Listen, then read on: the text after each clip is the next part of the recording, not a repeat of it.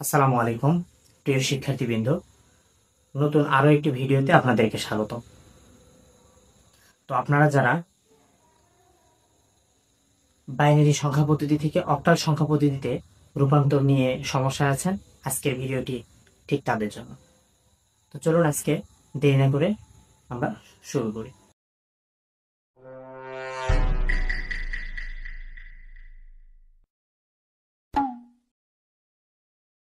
তো যখন আমরা রূপান্তর নিয়ে আদার্স থেকে আদার্স এই রূপান্তরে যাবো, আদার্স থেকে আদার্স বলতে আমি বোঝাতে চাচ্ছি বাইনারি থেকে অক্টাল, অক্টাল থেকে হেক্সাডেসিমেল, হেক্সাডেসিমেল থেকে বাইনারি, অক্টাল থেকে বাইনারি।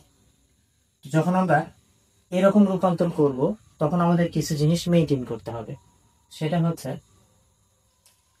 যখন আমরা বাইনারি থেকে 2 বেস থেকে যখন আমরা 8 বেস মানে অক্টালে যাব, তখন আমাদের এখানে বিট নিয়ে কাজ করতে হবে। ঠিক আছে? তো বিটটা কি জিনিস? তো আমরা বাইনারির উপর কত সংখ্যা দিলে 8 মিলবে, আমরা জানি 3 দিলে 8 হয়। তাহলে আমরা যখন বাইনারি থেকে অক্টালে যাব তখন আমরা 3 বিট নিয়ে কাজ করব।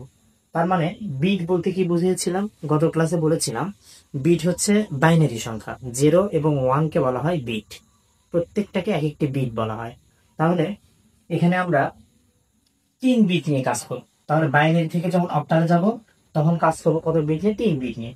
তো আসুন আমরা প্র্যাকটিক্যালি কিভাবে হয় সেটা দেখব। হ্যাঁ, তো পরীক্ষার খাতা যেভাবে অ্যান্সার শুরু করবেন, অ্যান্সার প্রথমে বাইনারি যে সংখ্যাটা এটা আমরা লিখব 1 1 1 0 1 1 1 0 দশমিক 0 1 0। রেডিক্স পয়েন্টে এটা হচ্ছে ডান সাইড, এটা হচ্ছে বাম সাইড। তার আমরা এই ডান সাইড থেকে বাম দিকে 3 ঘর 3 ঘর করে নেবো, মানে 3টে করে সংখ্যা নেব। এটাই হচ্ছে 3 বিট। তাহলে এই যে দেখতেছেন এটা হচ্ছে 3টে, 1টা 2টা 3টে। আবার এরকম পরের 3টাতে এরকম করে মার্ক করবো। হ্যাঁ, তো পরে দেখতেছি এখানে বেঁচেছে 2টে, তো এখানে 3 বিট করার জন্য আমরা একটা শূন্য নিয়ে নেব। ঠিক আছে? তবে এখানে সাবধানতা অবলম্বন করতে হবে কি, আমরা যখন বিট নেব তখন অবশ্যই স্টার্টিং পয়েন্টে শুরু হবে এই রেডিক্স পয়েন্ট থেকে। তো রেডিক্স পয়েন্টে আমরা ডান থেকে বাম দিকে 3টে করে নেব, 3 বিট করে নেব। আবার যখন এদিকে নেব তখন এখান থেকে বাম থেকে ডান দিকে 3 বিট করে নিয়ে যাব। তাহলে এই 3টে মিলে আমাদের একটা হবে। আবার এখানে যেহেতু একটা বেঁচে গেল, এর জন্য 3 বিট মেলানোর জন্য আমরা শেষে 2টা শূন্য অ্যাড করে দেব। আশা করি বোঝাতে পেরেছি।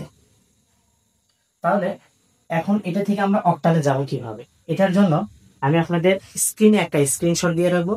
স্ক্রিনশটটা সবাই মুখস্থ করে ফেলবেন যে বাইনারি অক্টালে গেলে সেটার সংখ্যা কেমন হয়, আবার হেক্সাডেসিমেলে কেমন হয়, দশমিকে কেমন হয়, এটা আপনারা মুখস্থ করে ফেলবেন।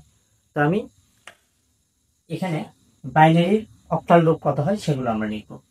তো বাইনারিতে 1 1 অর্থ, বাইনারির 1 1 অক্টালে গেলে হবে হচ্ছে 3।